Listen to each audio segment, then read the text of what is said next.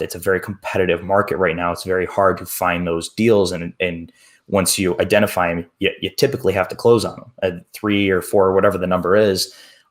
So that's difficult. And let's talk about capital gains tax. You've been able to do some 1031 exchanges, right? You seem like you're familiar with those.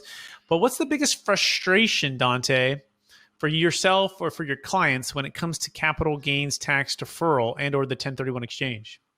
Yeah, so it's kind of funny. I was just emailing one of my buddies.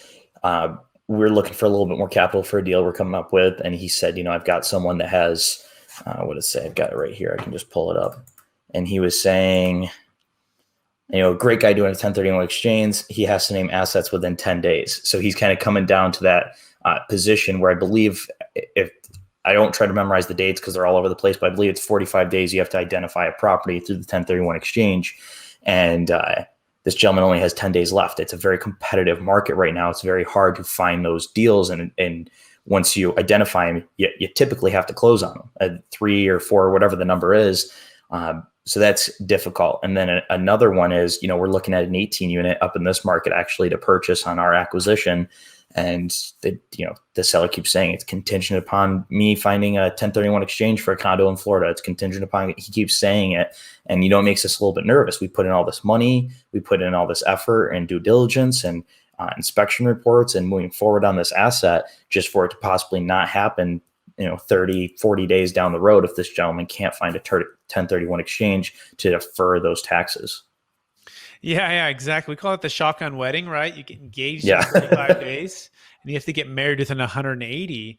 And too often people overpay for properties and or they don't list properties because of that exact reason. Say, hey, Dante, I'd love to sell my property, but I need to have my exchange lined up. Or I'd love to sell my property, but go find me that perfect deal to move into. And then you got the listing, right? And that becomes one of the biggest challenges for real estate agents because guess what? There's next to no inventory. And or even if we found you that perfect deal, guess what? The seller doesn't want to wait around for you to sell your property. Right? Exactly. It's like contingent upon a home sale or something. Yes.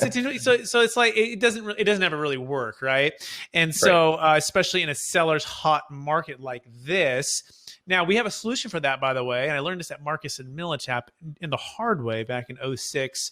Things were going great. Things were, everyone was 1031 and giving high fives. Then the market crashed and people went from, feeling good about buying properties to like, oh no, I shouldn't have taken on so much debt. I shouldn't have overpaid in that 1031 exchange.